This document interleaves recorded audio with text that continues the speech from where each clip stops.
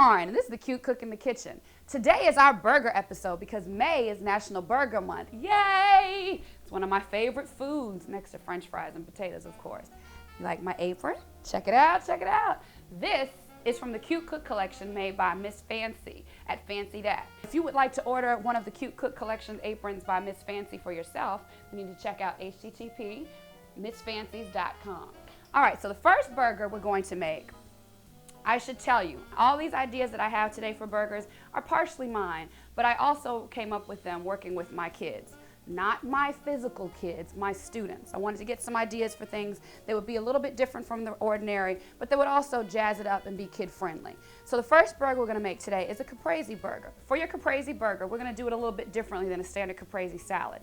You're going to need some fresh mozzarella, some tomato, some basil, and we're going to add a little bit of pesto instead of a standard burger topping. So let me get all my ingredients together.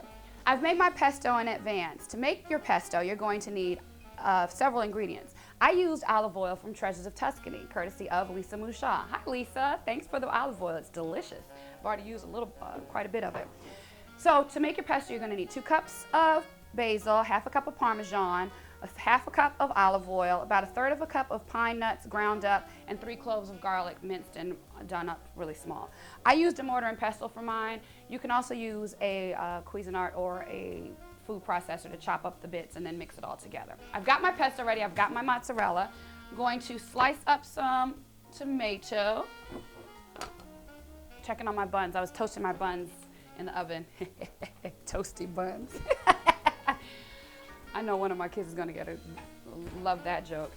I've made all these sliders in advance because I figured it'd be easier for us to dress our burgers up than for me to go through the laborious task on film of making the burgers.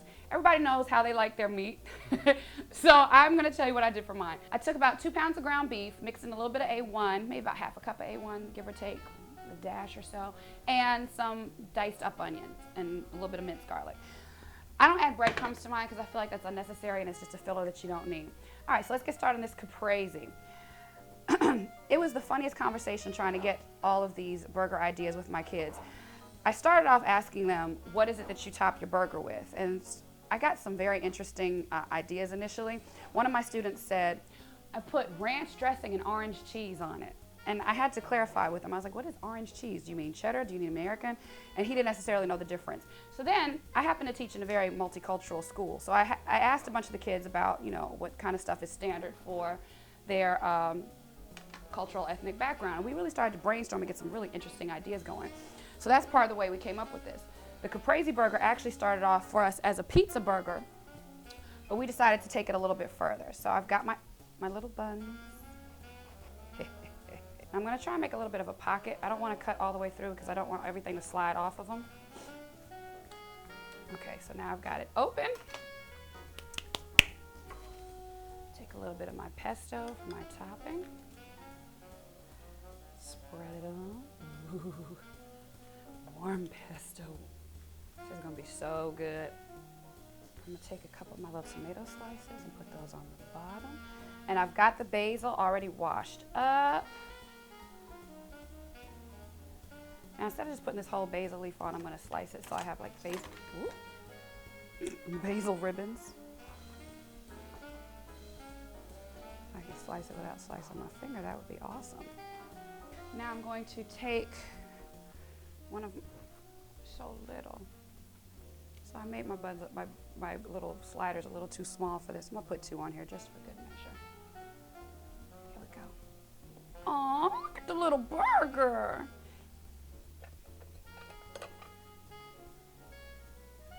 That's my caprese burger. Isn't it adorable? Look at it. Aw, so little. All right. So that's the caprese burger. Our next burger is a Mexican-inspired burger, and we're gonna call it a taco burger for today. So right now I've got about 4 corn tortillas toasting in the oven, toasting up just so we can get a little bit of firmness to them. And we're going to also need guacamole, salsa, and queso.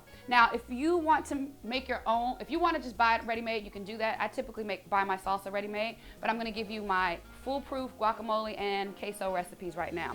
So for my guacamole recipe, you're going to need 1 avocado. You're going to need a hot pepper. You're going to need a clove of garlic and probably some salt and pepper to taste. slice my avocado. Please don't be nasty on the inside. I always worry that the avocados are going to be brown on the middle. Yay, it's sort of pretty. So what I'm going to do is I'm going to scoop out the inside of my avocado.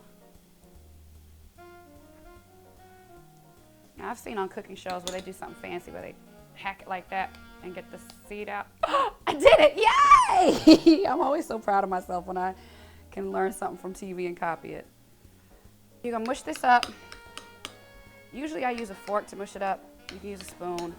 You want it to have a smoother consistency. Again, this is something you can do in your food processor if you want it to have a really pureed, very smooth kind of consistency. But this is just going to be one of our burger toppings for our taco burger, so you don't want to, you know, you can let it be a little bit rough.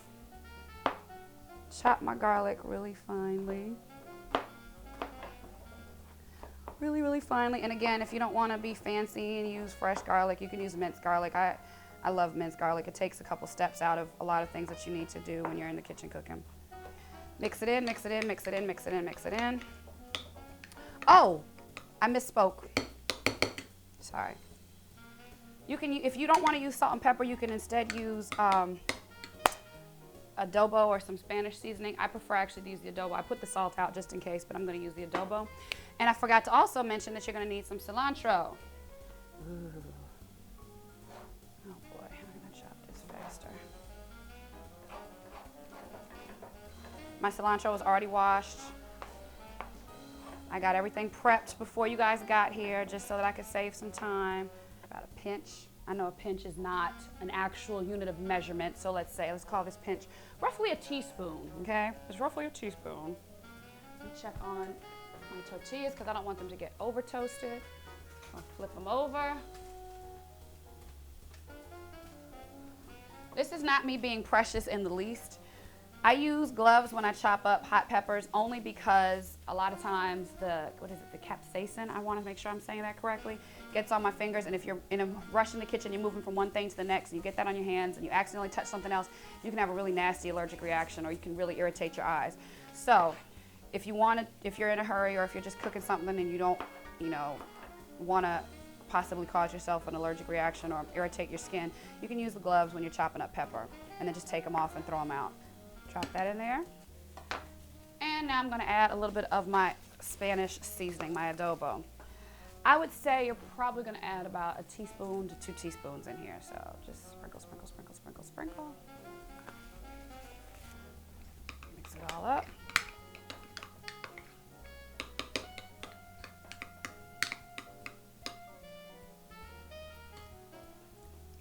That's pretty good. My tortillas are ready.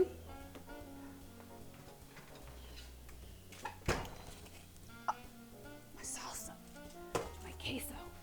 Told y'all I was going to give you the recipe for my queso. Again, I'm back to my American cheese. I really should probably just stop pretending like I don't like American cheese because I use it so often in so many different things. But it does give you a nice little melty factor. So, for your queso, you're going to need, my highly scientific method, about this much American cheese and salsa. That's it, 2 ingredients. You can use whatever kind of salsa it is you like. I typically like a salsa with a little bit more kick to it, a little bit of heat. You're going to chop your cheese roughly into chunks. This is such a cheater recipe right here. There's like no real cooking skill that has to go into this. But people always seem to like queso. You make it seem like it's this mystical thing. Oh yes, I did the cheese on the stove top for hours. No. Drop it in the bowl.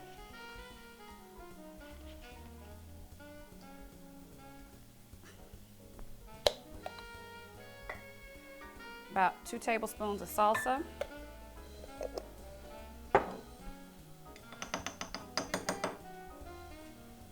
Mix it up a little bit. And serve. No, I'm kidding. I'm kidding.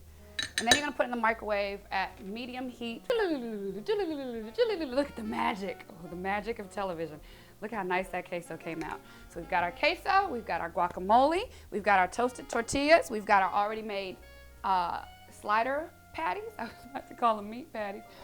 And a little bit of salsa just because. All right, so I'm gonna take one of my little toasted tortillas.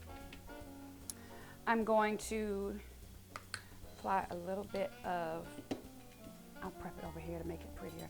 A little bit of guacamole on here. Spread it out. Ooh, guacamole. I'm going to take, where did I put my tongs? Oh, I'm going to take, again, because I made my patty so small and delightful, I'm going to drop 3 of them on here. And I'm going to put a little bit of queso on the top. I'm supposed to shred up some lettuce. I forgot that. Now, if you want to dress this burger a little bit more, you can add some shredded lettuce to it. You know, you can do the full taco toppings. I'm going to garnish a little bit of a little bit of salsa.